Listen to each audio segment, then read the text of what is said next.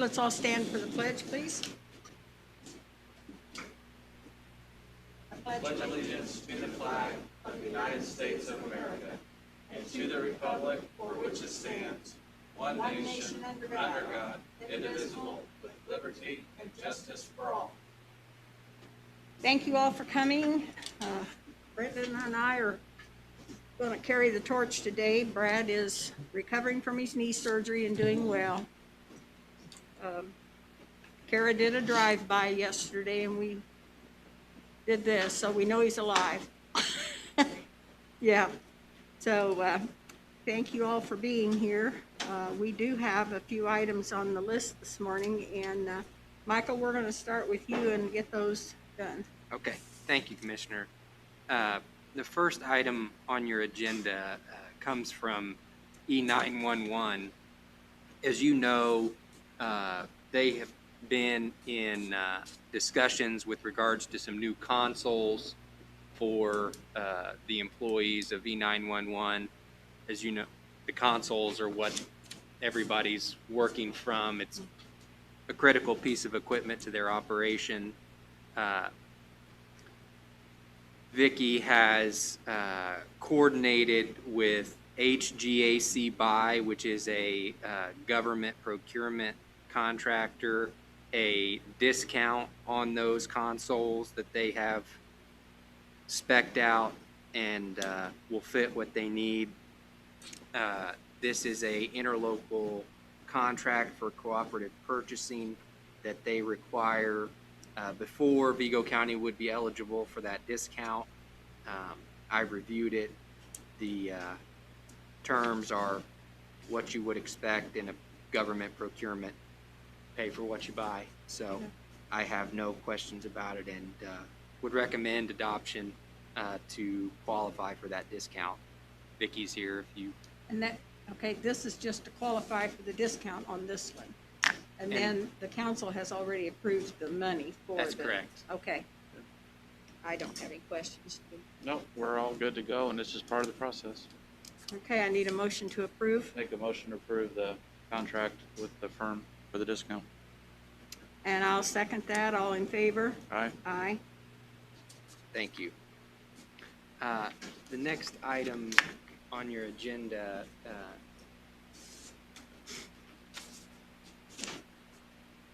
as you know, the state has awarded our community some funds to deal with broadband resources across our county and school system, and there has been a request prepared to turn that into the council for an additional appropriation, and this was just something that if you wanted to, it doesn't need a motion to approve it. Any one of you can make that ask, but if you wanted to elaborate on it or provide any further detail, it's approximately $2.8 million is the county share for the total project. That's supplementing state funds, city funds, and school corporation funds for the total build out. So I know representatives from those entities are planning to come to the council meeting tonight to discuss that, and it will not be voted on this evening, but you know, if it would have to be advertised pursuant to the additional appropriation requirements, but I believe that they are planning on addressing and answering questions related to it this evening. Okay. And the council, even though they can't approve it, I would hope that they take heed of what we're trying to do. And it's not just, I mean, we're trying to work with the school corporation to get these kids help that they need. But this is for everybody. This isn't just for the schools. And it's something that the state has been promoting for quite some time. So this allows us to have money to put into that fund or to help with all of that. So I think it's a great project. Brendan? Yeah, I think it's important that, for the record, Karen, that we do acknowledge that this is the official ask, that we're doing this step so that this evening we have the official ask. And I plan on being there this evening with Rachel to go over the program.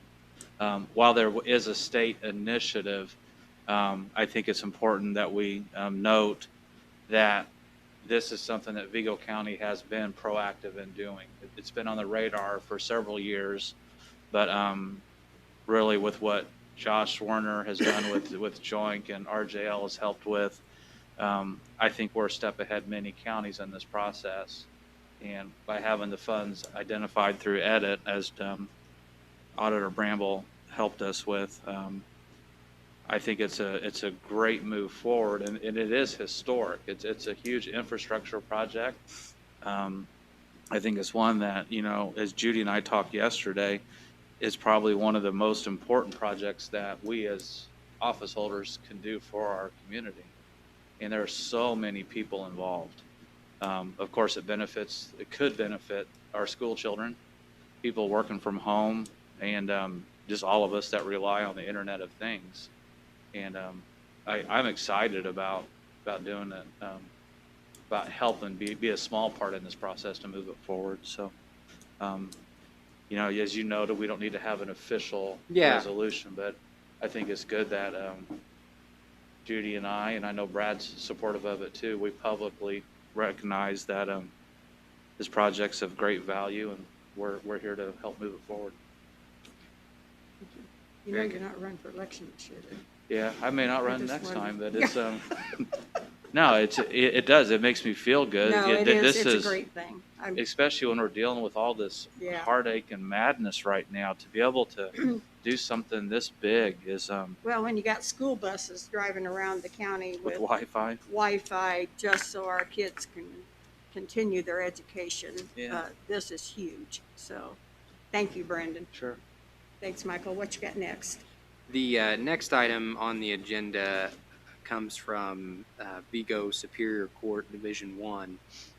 As you know, the Veterans Court, which is operated out of Superior Court 1 by Judge Roach, has been expanding over the course of the last several years. I know personally that our Veterans Court has opened up its services to other communities around ours, such that, if somebody were arrested in Sullivan County or Clay County and did have a veteran service record, they would still potentially be eligible for the program. With that growth has come a need for additional space. And Judge Roach has talked with Bishop Real Estate LLC, which is the same entity that leases space to the Vigo County Drug Court. Essentially, they have agreed to fit 555 additional square feet on the second floor at 635 Ohio Street for the Veterans Court. The lease payment is $9.37 per square foot, $433.33 per month.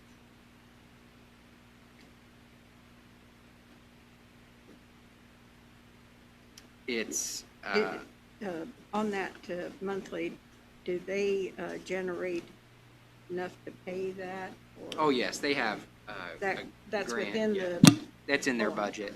They have the resources and the appropriation to pay for it. Right.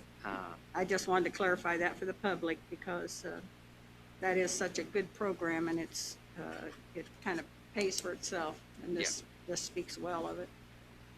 So it's the same lease that the county has already entered into with regards to drug court.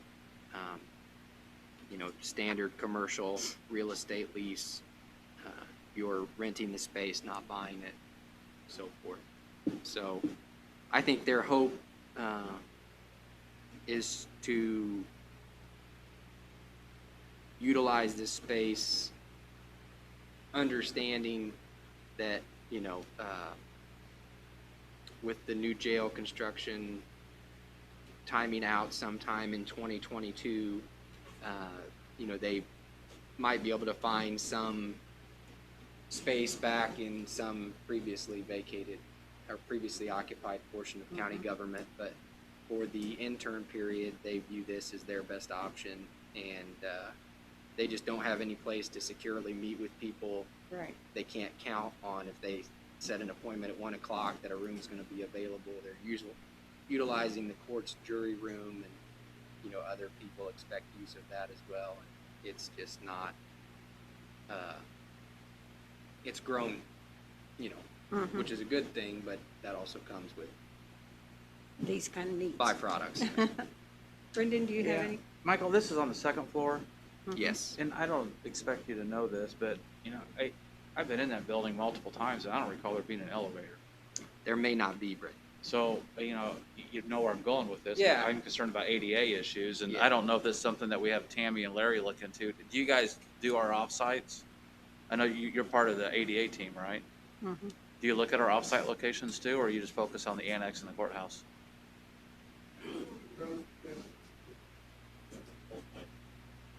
So we need to be aware of that, Yeah. while this is on the second floor of one of our oldest standing buildings in the downtown area, we need to make sure that we have accommodations lined up if there is somebody that has mobility concerns or issues. I bet there's a freight elevator of some kind in the back. I know the one building that I used to have to go to for meetings, and I told him, I said, well, I went the first time, I said, this is my last time because I can't do this. I mean, it was like, blank, and they said, oh, we've got an elevator, but it's, Okay. so, We would just- you guys check that out? And I Yeah. think what I have asked that question, and when they do have somebody with ADA issues, they do utilize just an ADA compliant building, like the courthouse or, Okay. one of the Okay. other locations that they, So they have a plan in place? Yeah. Okay. Oh, okay. because as you can imagine, that they've run up against it in the past, as Sure. has drug court. Yeah. And this lease it expires when, Michael? It's a 1-year lease, Okay. which can extend month to month following that. Okay. Well, Right. that'd be good. Like you said, once the jail's done, there may be extra space that they could move into something that wouldn't cost anything. That's right. I'll make a motion to go ahead and move forward with signing of the lease. Thank you, Brendan, and I'll second that. All in favor? Aye. Aye. Thank you. The next item on the agenda is related to the jail project. B&S Plumbing is getting ready to start the construction of the main extension, and in Indian American Water's packet regarding that, one of the things that they require, as you know, this is a main extension, meaning that after construction, Indian American Water will assume ownership of it and maintain it.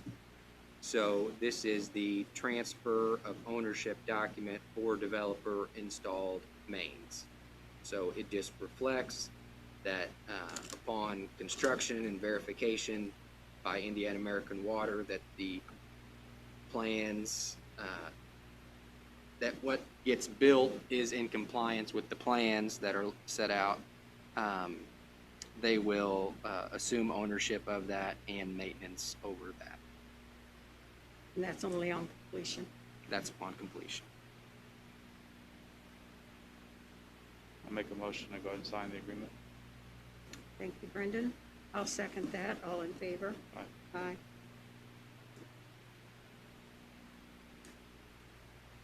That was all I had, Commissioner. Phew.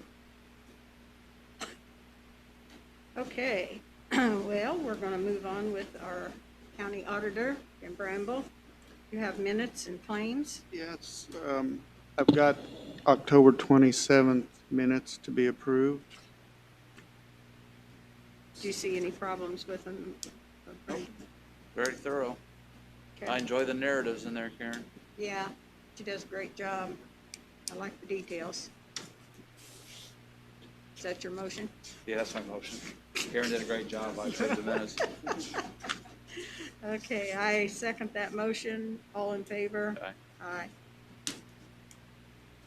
And we've got claims for October 24th through 30th in the amount of $1,348,135.72 plus payroll of $1,024,151.70 for a total of $2,372,287.42.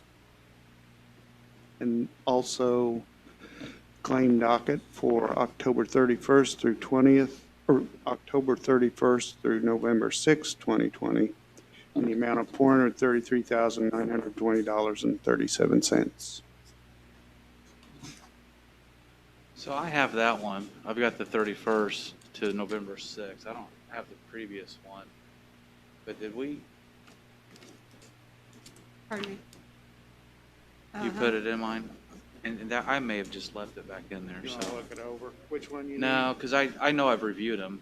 I'm just, Yeah. Yeah, I was gonna say. that's they- exactly what happened, yeah. We had them, but. I- There's that I- one particular issue I was looking for and I didn't see it in that last one, so I'm good. Okay.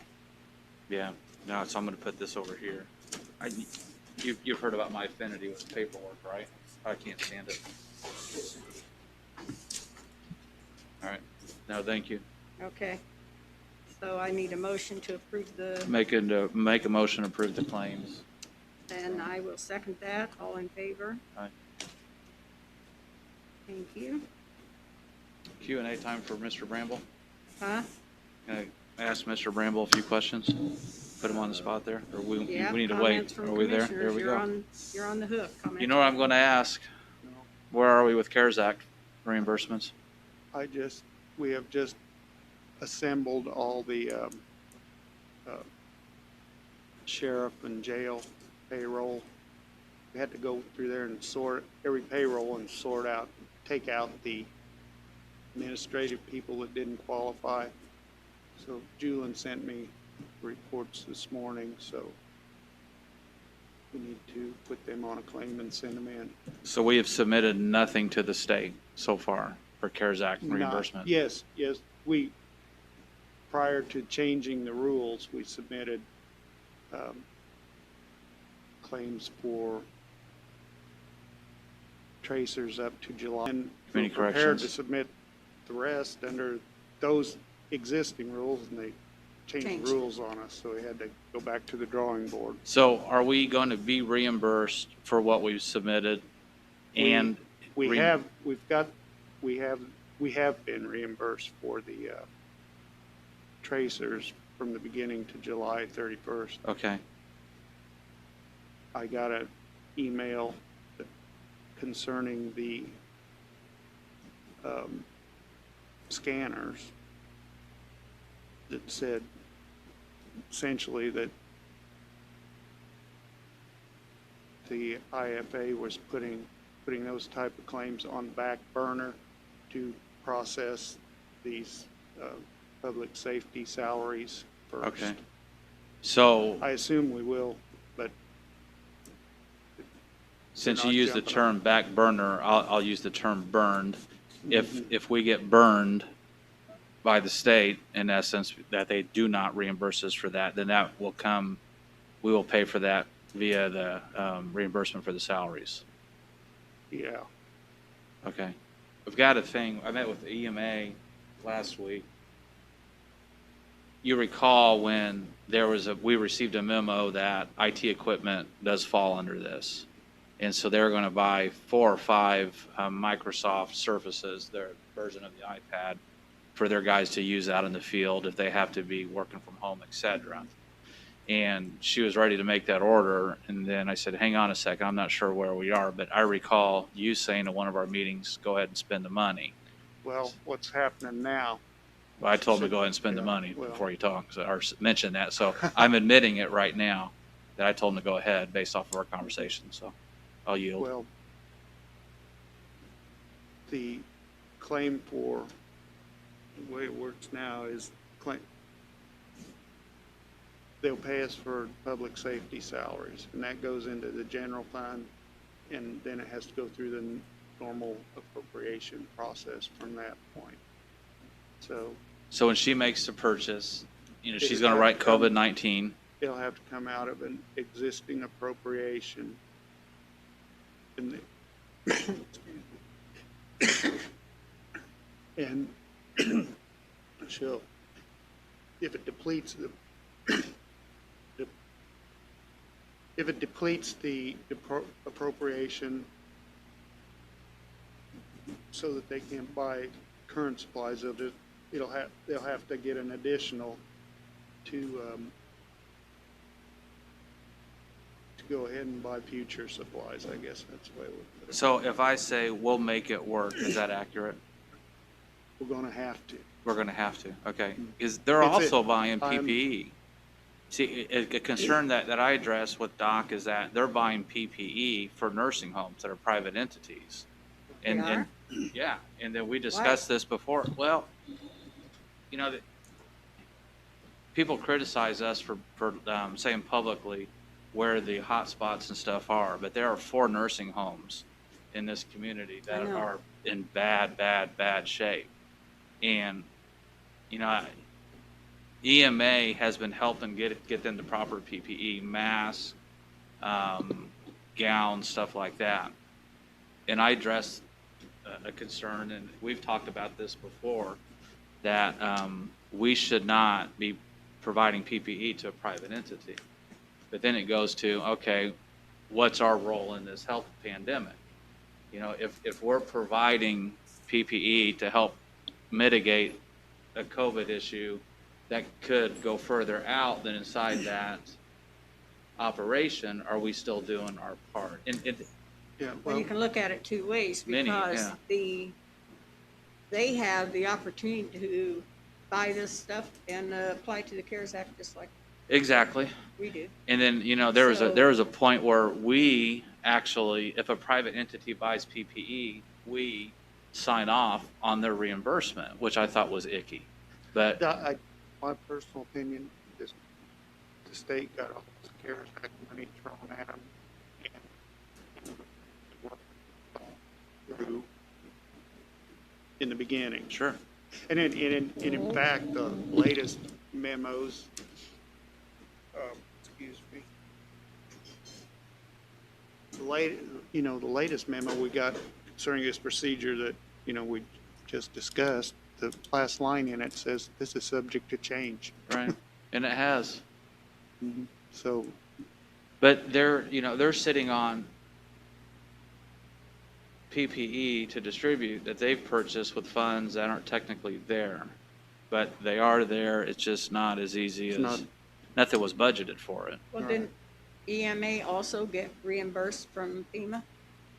I think in some situations they did, but not, They had a, do you I remember, Michael? could not. I there's know a couple that they are, of other department clerks got some FEMA or CARES money. they would be set up to receive it, commissioners. I don't That's know Yeah. what that they Mhm. But I thought, verifiably received it, but I wouldn't necessarily be alerted to that. well, I think we need to check with EMA, because I recall that I thought it was unusual that they could get reimbursed so quickly versus us. Now, I know the health department got some reimbursement too, but for some reason, I thought, because remember, it may have been you, Jimmy, that I asked, we can't include them then in our CARES program, because that would be double dipping, and we Well- can't do that. We can include, could have, we could have, but we couldn't have, claim the same item Right. in two different places. Oh, yeah, we could But- help EMA, but not on the things that they've already been, Right. yeah. Well- So we need to look at that. during the meeting that I had with Doc, I thought the best thing to do was to have Tammy schedule a meeting with you and probably Cheryl I'd like to sit in it and with Doc just to try to figure out where we are and what we need to do. So, when that time I comes would agree soon, with that. then we'll have that. We'll try to get things figured out and also have the health department in there, because they've been reimbursed for things and, I'm not really sure, what. Yeah, but I'm but not the- sure either. I know they had turned in at one time almost $90,000 worth of salaries being reimbursed. I thought that's what it was for primarily, was Yeah, but I'm not sure. So we need to clarify all overtime this. And the contact tracers, I think on your list, I think that shows we have 7 or 8 right now. And, we're looking at some considerable money going out to them. But, on Saturdays, I've shared with you guys there, Saturday evening, they had 100 new cases. And so they're working on a Saturday evening trying to track down people. And the jobs are becoming harder because people aren't answering their phones strategically and they're not being forthright on where they were. And human nature is definitely kicking in. So they could really use more contact tracers as our numbers keep spiking. And these new rules on the CARES Act kind of wrap it all around our December 31st year-end budget year. Sure. Well, that virus doesn't care about our budget calendar. No. So, it's going to still spill over into next year, and there's going to have to be some action and essentially a budget made to take care of these needs Well, I think early in January. I think we've done a good job modifying our practices, and I don't see us really needing that much more money for things related to COVID other than other than the health department's efforts. We did a good job with getting the computers that we needed, only to find out that we're not going to be reimbursed for them. But IT kicked it in gear and got everybody what they needed for the most part. We covered a couple extra cell phones for people that working from home. But I don't. And why was it they said they weren't going to reimburse the work from home people? No, the technology. We got an email. I received it from the health department. Came from the state, one of the agencies, saying that what they originally said that we're going to provide funds for IT equipment relative to the COVID issues, and then we got sorry, we're not doing this. That seems to be the norm. Well, we're going to do it this way, and And then, then they didn't do it. Yeah, well, I When want you- that when you brought up committed because, to it, they keep preaching to us about people working from home. People need to work from home. Well, we're not equipped for people to work from home that many. I mean, I know so then they go out to do this because the state says work from home if you can. Now they're not going to reimburse us. I just Yeah. want to make that clear. Well, the email that went out on October 27th, I won't read the whole thing, but the key thing is further clarification about the use of CARES Act dollars. And unfortunately, we have been informed that the funds cannot be used for IT equipment. As a result, we are unable to provide the IT grants to local health department as we had hoped. But that's an email to the health department, but it encompasses us. So, we're looking at working on offsite storage, and that was a project that could have been almost $500,000. So it's probably good that we didn't move forward with that because we would have been stuck. I know, we've said it before, our past fiscal conservativeness is what's keeping us afloat right now. So that's good comfort. Thanks, Jimmy. Anything Auditor. else? Randall. for now. You got anything else? No, Oh, okay. Larry? Anybody else got anything? Any elected officials have any comments? Larry, you want to give an official road update for the people? Or are we good? Not to put you on the spot.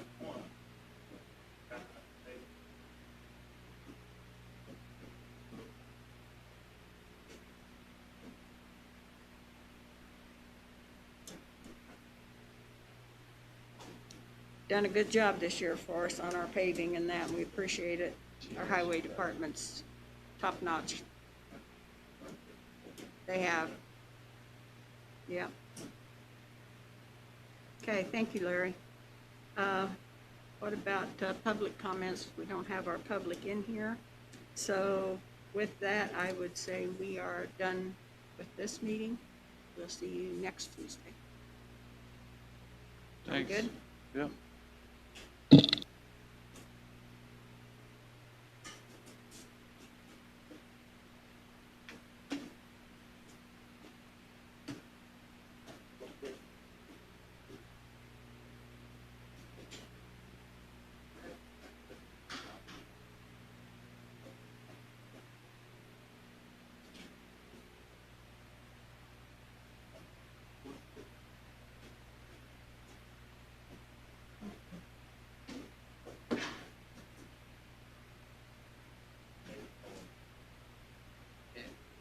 He didn't mention anything about that, Larry. I called him about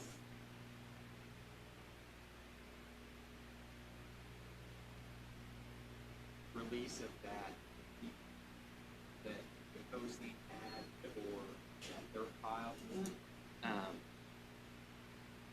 And